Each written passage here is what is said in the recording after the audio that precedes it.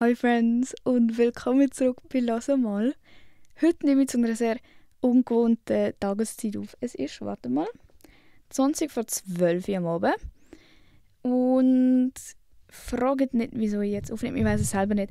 Irgendwie habe ich einfach keinen richtigen Zeitpunkt gefunden. Ich glaube, das ist irgendwie schwierig nachzuvollziehen, wenn man nicht selber Content macht. Aber amigs gibt es einfach so, du hast deine Idee und alles, aber irgendwie fühlt es sich noch nicht so an, als wäre jetzt der Zeitpunkt, um etwas aufzunehmen oder so. Was mir auch komisch ist. Aber ich hatte es die ganze Zeit gehabt. Und ich habe 100 Millionen Ideen eigentlich für einen Podcast und so, aber irgendwie, ich weiß nicht. Ich glaube, es ist auch so ein bisschen, vielleicht auch so ans Live-Update angelehnt. Für mich, wenn die ganzen Festivals bevorstehen, also jetzt ist ja, wenn ich jetzt aufnehme, ist nächste Woche das Frauenfeld, danach ist das Gurten-Festival, dann bin ich wahrscheinlich noch einen Tag am Montreux Jazz Festival. Was noch? Ja, okay, ist eigentlich, glaube alles ist gar nicht so heftig, aber für mich, ihr kennt mich, falls ihr jede Woche reinhört, falls du neu bist. Hoi, soll ich jetzt mal anfangen, Alter? Also jedes Mal so, hoi, falls du neu bist. Das ist die Emma beim «Hören mal» Podcast. Nein.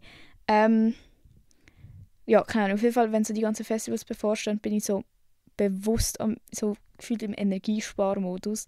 Weil für mich ist das so fucking anstrengend. Letztes Jahr, ich meine es ernst, nach dem Frauenfeld, ich habe keinen Schluck Alkohol getrunken und auch nichts anderes konsumiert. So. Immer wenn ich sage, ich habe nichts getrunken, sind die Leute so, ja, aber hast du gekifft? Nein, habe ich nicht.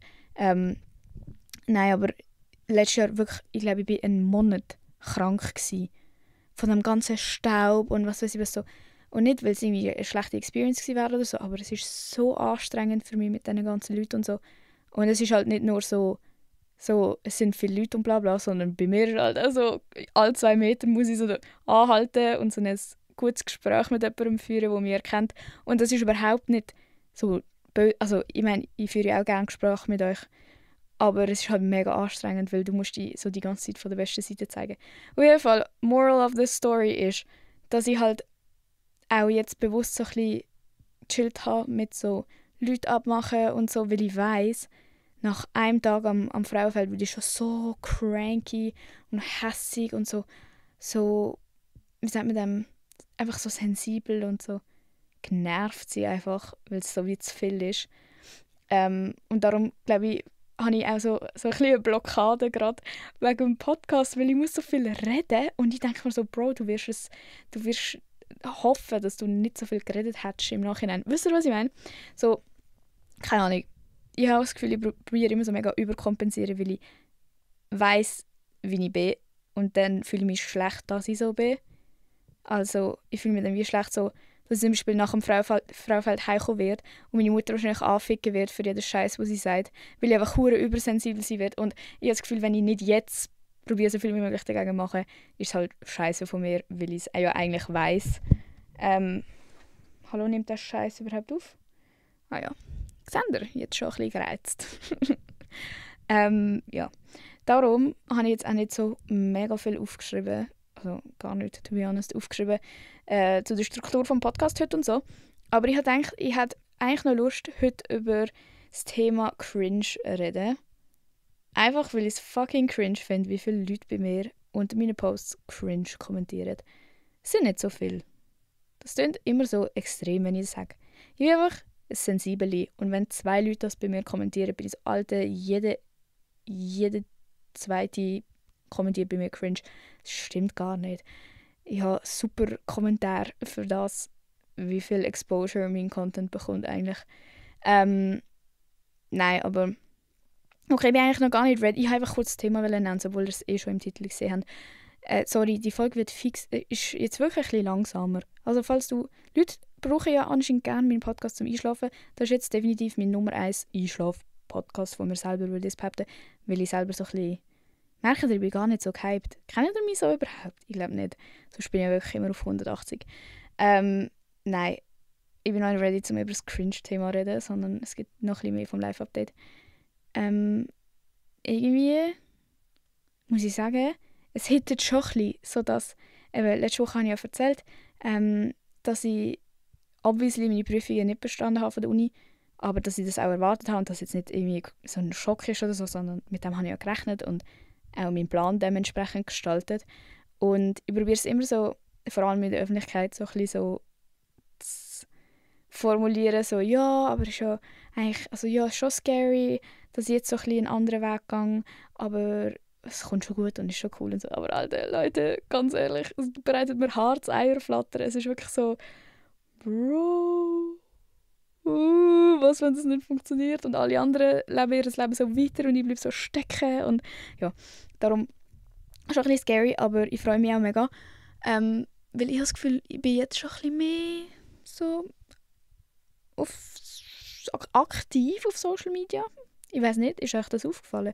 Ja, ich habe auf jeden Fall heute ein YouTube-Video gefilmt und ja, ich weiß nicht, mir kommen einfach mega viele Ideen. Das gefällt mir mega. Immer, wenn ich nicht gestresst bin im konventionellen Sinn, so wow, Prüfungen, dann kommen mir so viele kreative Ideen. Ja, auf meine Art halt. Ich meine, mein Content ist jetzt auch nicht so kreativ, aber so für meine Verhältnisse. Und das macht mir mega Freude. Darum, ja, denkt nicht, dass ich irgendwie nicht mehr gerne Content machen würde, also nur weil ich jetzt sage, so, boah, es ist irgendwie stressig und ich weiß nicht, ob das so funktioniert und so. Logisch weiss ich nicht, ob es funktioniert, aber ja. Keine Ahnung, und auch sonst so in meinem Leben habe ich das Gefühl, ich bin im Moment auch wieder mega sensibel auf das, so Zeichen, wie andere Leute suchen, dass sie irgendwie nicht in mein Umfeld passen oder so. Kennt ihr das? Ich weiß nicht, ich habe so Phasen, wo ich wirklich so übersensibel bin und mir so richtig viele Sachen auffallen. Und dann weiss ich irgendwie so nicht, ob das gerechtfertigt ist oder ob ich einfach am Übertreiben bin. Aber ich glaube, ich meine, es ist ja mein Bauchgefühl. Und mein Bauchgefühl stimmt immer. Und ja, es gibt auch so Phasen bei mir, wo ich so gefühlt am Ausmisten bin. Und das ist mega asozial. Und ich meine es überhaupt nicht so. Aber keine Ahnung, ich habe das Gefühl, es kommt immer in so Etappen, wo man plötzlich so merkt, so, wow, die Leute passen überhaupt nicht mehr zu mir. Oder so, keine Ahnung, so der Aspekt von meinem Leben macht mir irgendwie keine Freude mehr oder so. Und dann ist es so schwierig, dem irgendwie zu entkommen, weil es ist schon so fett in einer Routine drin. Und wenn man sich abkapselt, nehmen es die Leute halt immer gerade persönlich. Also wenn du jetzt, gehen wir mal zum Beispiel von einer Freundesgruppe aus, es muss nichts mit diesen Leuten persönlich zu tun haben, so, sondern du merkst einfach, du fühlst dich nicht wohl.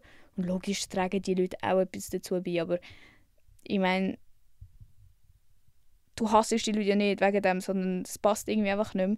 Aber du kommst wie nicht aus dem raus, ohne das auch anzusprechen und dem so ins Auge zu schauen. Und das ist mega schwierig, weil keine Ahnung, mir schreiben auch mega viele Leute so, hey, irgendwie, ich chill jeden Tag mit so Leuten in der Schule, die ich gar nicht richtig gerne habe und ich weiß aber nicht, was sagen und so. Und ich bin dann so, Bro, ich weiß auch nicht, was sagen, ich weiß auch nicht, was man dann macht, weil am besten probiert man sich so rauszuschlängeln und es nicht wirklich ansprechen, aber das ist irgendwie auch scheiße, so.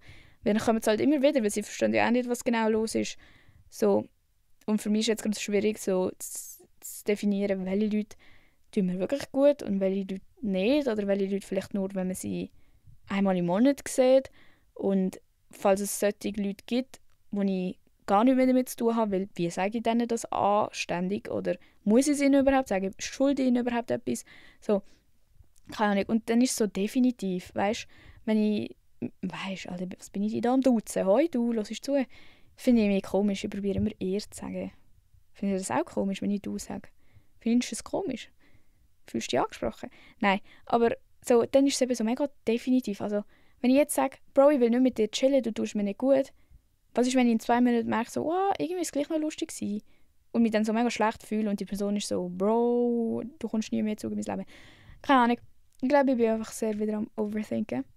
Und jetzt gerade in dem Moment bin ich am Overthinken, ob das ein guter Start in diesen Podcast ist. Ich will euch ja nicht noch mehr anregen, um auch so Scheiß zu denken. Ich habe das Gefühl, ich stecke euch so ein bisschen an mit dem. Sorry.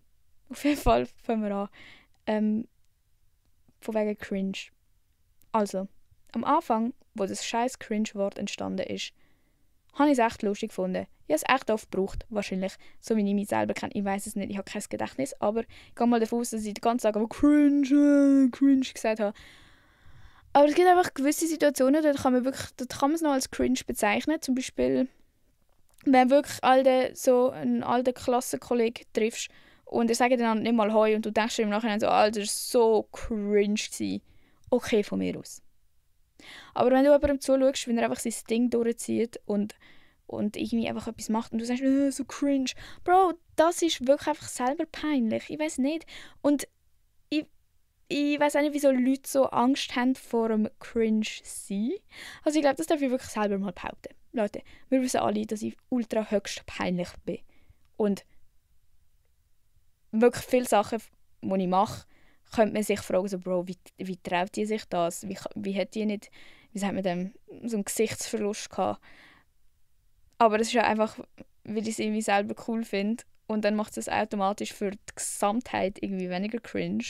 Habe ich jetzt das Gefühl, wenn ich das so selber sagen darf. Und es ist irgendwie bei allem so ein bisschen Außergewöhnlichem so, das ist einerseits das, was Leute mega bewundern. Also eben bei mir jetzt zum Beispiel der ganze Social Media Shit, oder? Leute immer so, wow, mega krass, dass du es geschafft hast, wie mache ich das, wie kann ich das Gleiche erreichen wie du. Voll heftig. Aber andererseits ist es eben dann auch so, wow, ich könnte das schon nicht. Ich würde mich hure schämen, wenn ich so Scheiß posten würde und so das.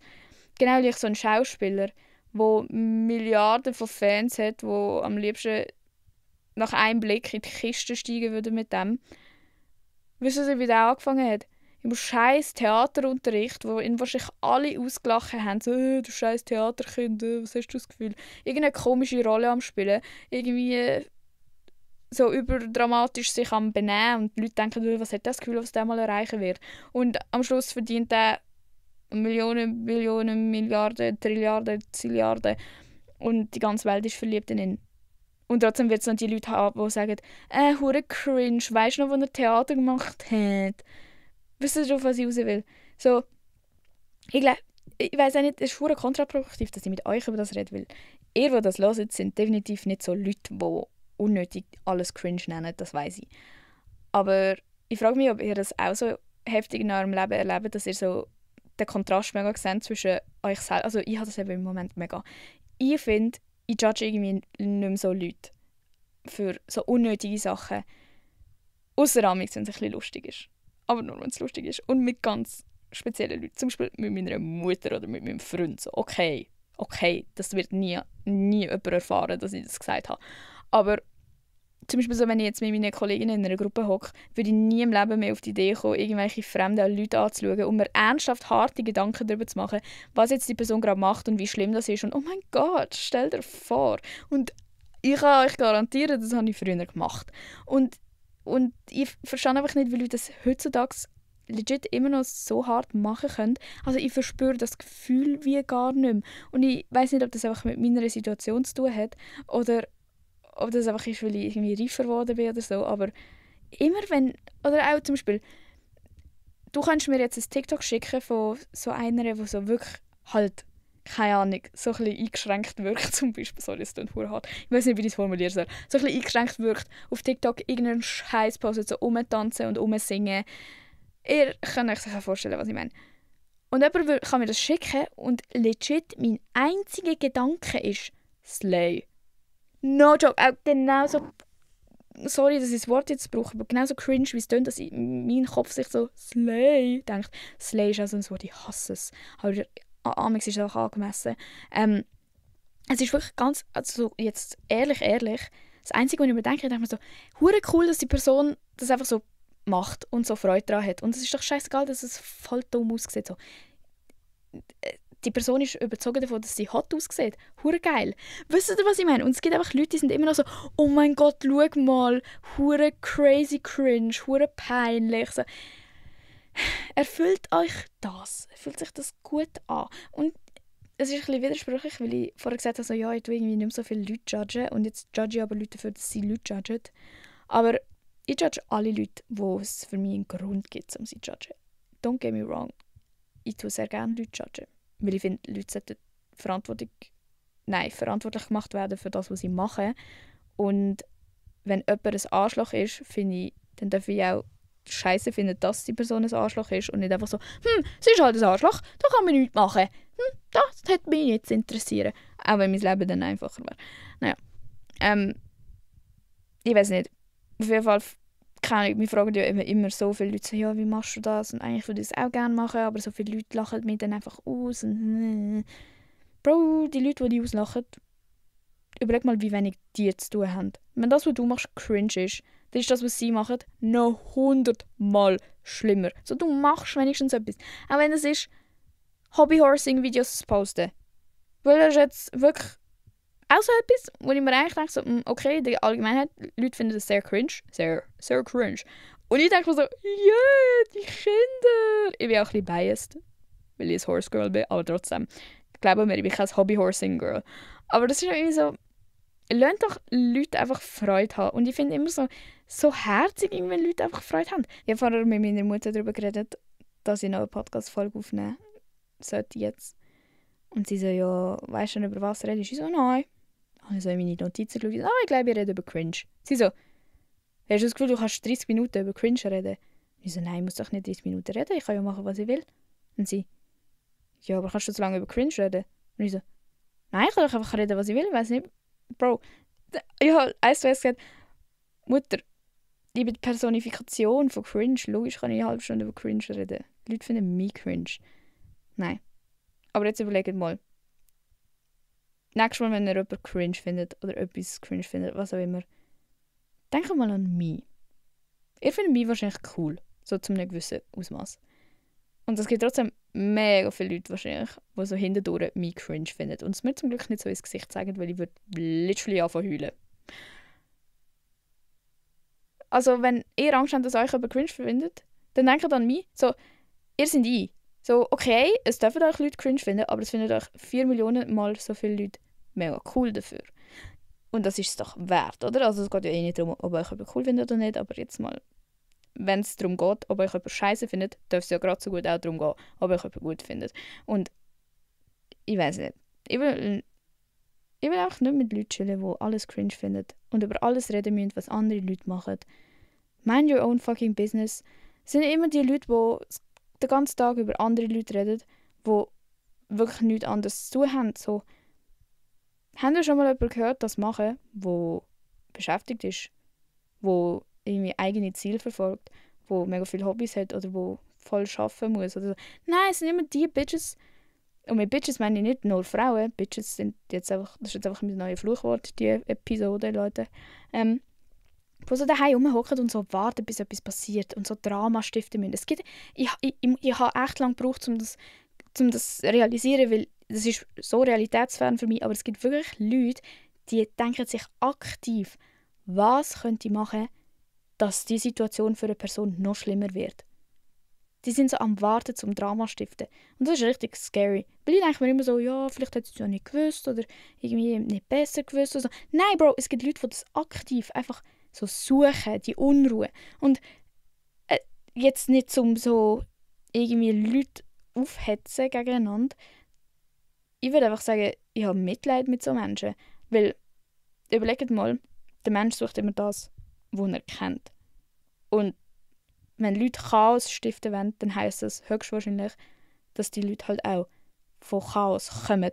Und dass sie sich so ein Umfeld gewöhnt sind und dass sie sich wohlfühlen in dem und auch in dieser Rolle von so Unruhestifter einfach wohlfühlen. Und wisst ihr, wie fucking traurig das ist?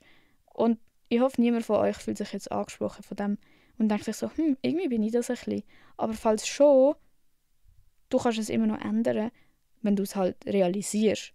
Und ich weiß selber, wie das, also ich meine, ich habe das auch in gewissen Aspekt von meinem Leben, dass ich lieber Unruhe suche als Ruhe.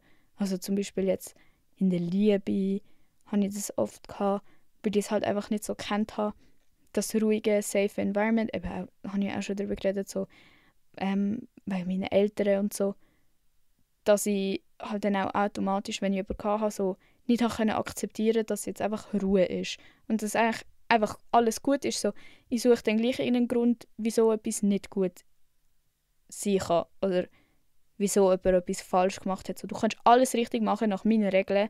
Und ich würde gleich sagen, ja, aber jetzt hast du aber diesmal das da nicht gemacht. Und die Person ist so, ja, aber ich habe doch alles gemacht, was du gesagt hast. Ja, aber jetzt ist mir etwas Neues eingefallen, was mir nicht gefällt. Du bist scheiße. Das heisst, du hast mich nicht gern. Das heisst, ich habe recht gehabt und es ist nicht alles gut gewesen. Wisst ihr, was ich meine? So immer das Problem suchen, Problem suchen, Problem suchen. Aber irgendwann muss man halt so realisieren, dass nicht alles immer ein Problem sein muss oder haben muss. Oder es kann auch mal einfach alles gut sein. Und das ist jetzt sehr weit weg vom Cringe-Thema, aber bringen wir es doch zurück zum Cringe-Thema, als wären wir in einem deutschen Aussatz, wo man merkt, fuck, ich habe keine Zeit mehr und jetzt muss ich wieder zurück zum Thema irgendwie. Man kann auch aufhören, alles immer cringe zu finden. Und man kann auch aufhören, immer alle judgen wollen und bla bla bla. Und ich habe das Gefühl, es klingt so klischeehaft, aber es ist wirklich so, du judgest wirklich in anderen nur das, was du auch in dir selber judgest. So, mir fällt auch nur an anderen Leuten das auf, was mich an mir selber stört. Oder wo ich irgendwie selber gerne hätte. Oder so etwas, wo einfach irgendetwas von mir reflektiert. Sei das jetzt eben, was mir fehlt oder was ich scheiße finde an mir oder was andere Leute scheiße finden an mir und ich weiss das. Es fällt einem nichts anderes auf. Und es ist einfach anstrengend, auf dieser Welt zu leben. Ich weiss. Aber wir müssen einfach alle etwas machen dafür, dass es nicht mehr so ist. Und das finde ich auch echt scary. Dass man so hure selber verantwortlich ist. Und ich weiss nicht, ob ich schon mal im Podcast über das geredet habe, weil ich weiss, ich habe schon mal eine Sprachaufnahme an jemanden geschickt. Darum eben mein Gedächtnis. Aber jetzt auch bezüglich dem, so, eben, es gibt einfach Leute, die sind in Chaos hineingeboren worden und die können einfach nicht aufhören, das suchen und irgendwie erzeugen. Das ist halt auch irgendwie nicht fair von diesen Leuten, vielleicht auch wenn man sich bewusst ist, dass man so ist und wieso es so ist, gibt es trotzdem Leute, die wissen das und sagen, ja, aber ich bin einfach so. Was soll ich machen? Andere Leute haben alles in den Arsch gestopft bekommen und ich nicht. Dann bin ich jetzt halt so. Fickt euch. Tönt mich doch in ein stabiles Umfeld hineingebären, dann kann ich auch alles das machen, was ihr wollt. Aber das ist so ein dummes Mindset, weil ich meine, am Schluss wirst du auch nicht glücklich, nur weil du das denkst. Und ich habe das auch oft, dass ich immer so denke, so, ja, hätte ich so eine perfekte Familie gehabt wie der dort, dann wäre ich doch auch so rausgekommen und dann wäre es ja für mich auch einfacher, Leute zu vertrauen und bla bla bla. Ja, okay, aber ist das jetzt eine Ausrede, um niemandem jemals in ihrem ganzen Leben zu vertrauen und einfach ein miserables Leben führen? Ja, eine Ausrede ist so schon, aber ein Grund ist es eigentlich nicht wirklich. Und darum, auch wenn die Folge jetzt fucking chaotisch war, ich muss wirklich ein bisschen lachen.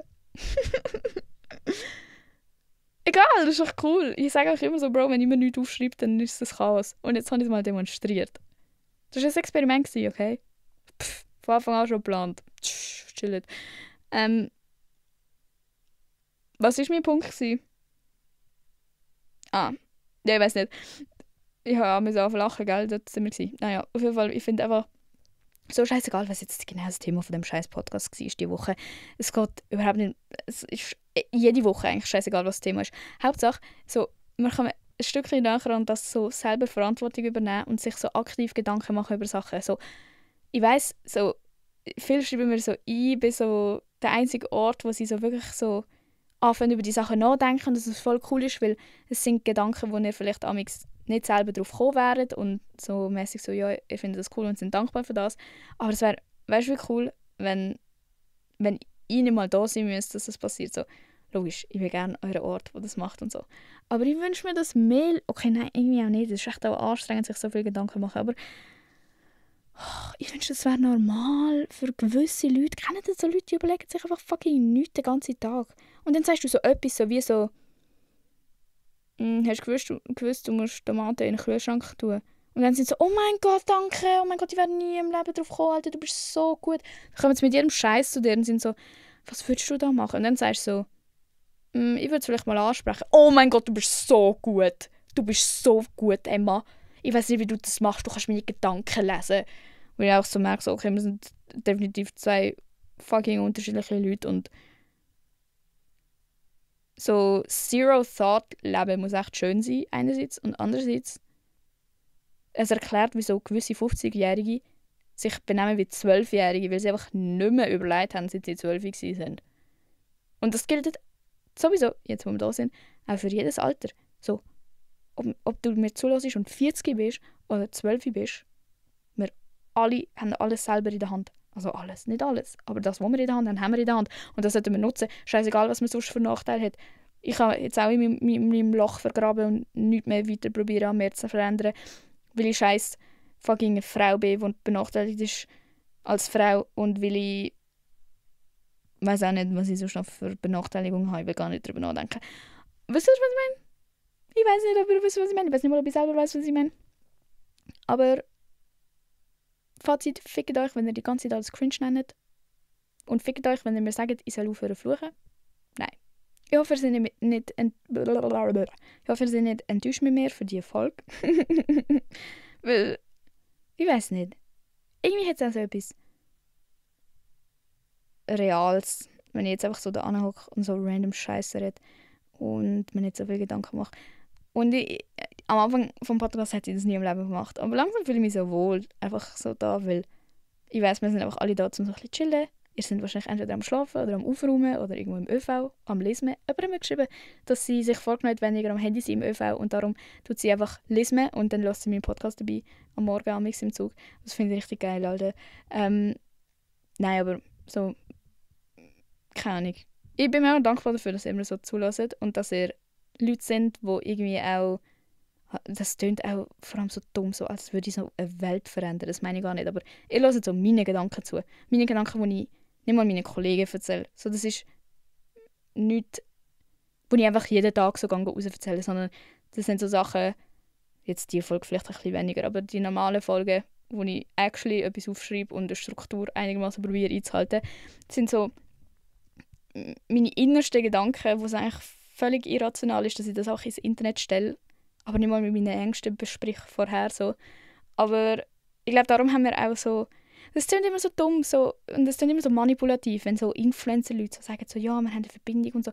Aber ich habe das Gefühl, wenn ich so Sachen mit euch teile und mir nachher auch, also ich meine, ich schreibe auch mit vielen Leuten von euch, im Nachhinein dann auch noch mehr über die Themen und nicht einfach so ein danke für das Feedback, sondern so, ja, findest und so hin und her, dass ich halt wirklich das Gefühl habe, so, wir haben schon so ein bisschen eine Connection und das bekommt ihr ja gar nicht mit, so als einzelne Hörer und Hörerinnen, aber vielleicht auch noch cool zu erwähnen ist so, wirklich, egal welches Thema das ich bis jetzt angesprochen habe, es haben immer so viele Leute im Nachhinein gesagt, halt Emma, danke, dass du das gesagt hast, ich denke, ich bin die einzige Person auf der ganzen Welt, die das schon erlebt hat.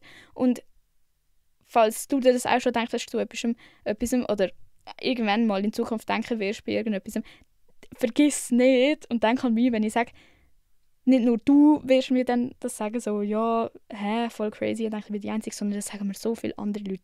Also wir haben wirklich, das stimmt, wenn Leute so sagen, Bro, ich habe noch nie eine eigene Experience gehabt, so, zero original thoughts. Wirklich, wir sind nie, egal was, Alter, egal mit welcher crazy Situation, wo ich auch noch nie darüber geredet habe, wo ich nie darüber reden werde, wahrscheinlich so, ich kenne Leute, die genau das Gleiche erlebt haben und wir sind nie allein mit irgendetwas und ja, danke einfach fürs Zuhören und fürs immer da sein und so Rückmeldungen geben und einfach so ein aktiver Teil von «Hör mal» und «Emma» und weiss auch nicht was, «Juckt euch keine» sein.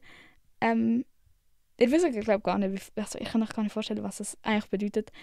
Und ich glaube, ich gehe schlafen. Es ist jetzt nicht so eine lange Folge, nicht so eine interessante Folge vielleicht, aber mal so ein bisschen eine offene Folge. Jetzt hat man so im Hintergrund gehört, wie ich meine Füße aneinander gerieben habe. Ich hoffe, es sind zu diesem Punkt keine Männer mehr da, die sich an dem aufgeilen könnten. Ich glaube, die schalten vielleicht so in den ersten 2 Minuten ein. Oh mein Gott, letztens hat einer kommentiert auf YouTube, weil dort lade ich auch den Podcast immer auf. Er hat so kommentiert, man merkt, dass du gerne Haut zeigst.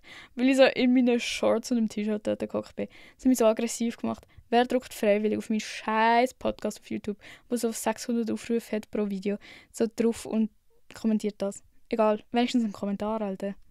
Richtig gut, Mann. Nein. Wir sehen uns nächste Woche. Sehen wir uns nächste Woche? Nein, wir sehen uns nächste Woche nicht. Wir sehen uns nächste Woche nicht, Leute. Nächste Woche bin ich am Anfang im Frauenfeld. Aber, was richtig... Okay, wenn wir abmachen, dass ich am Montag nach dem Frauenfeld direkt eine Podcast-Folge aufnehme und einfach poste. Und ich werde wahrscheinlich keine Stimme haben und ich werde absolut vercrackt sein. Und es ist sowas von dumm von mir, das zu sagen, weil eben, wie ihr gehört habt, so, ich probiere eigentlich Energiesparmodus machen und ich werde nach dem Frauenfeld 2 Wochen fucking wie sagt man dem? Verstummen und mit niemandem reden eigentlich, aber das wäre doch eigentlich low-key keiner funny. Aber dann haben wir 2 sinnlose Folgen nacheinander. Ist das okay? Wartet, ich mache so eine Umfrage auf Spotify, kann man drauf drücken, okay? Dann könnt ihr entscheiden, ob ihr so eine vercrackte Post Open Air Frauenfeld Folge haben wollt oder nicht. Ich fände es nur lustig. Aber auch ein bisschen peinlich. Es ist ein bisschen cringe, Leute. Es ist ein bisschen cringe. Hab's mal. Gute Nacht. Bis nächstes Mal bei «Hören mal». Und übernächstes Mal gibt es dann vielleicht eine sinnvolle Folge. Sorry. Wie oft soll ich noch sorry sagen? Eigentlich habe ich mir selber beigebracht, mich nicht mehr für alles zu entschuldigen. Aber euch gegenüber fühle ich mich schon ein bisschen so verantwortlich und ich fühle mich so, als würde ich euch eine bessere Folge als das schulden.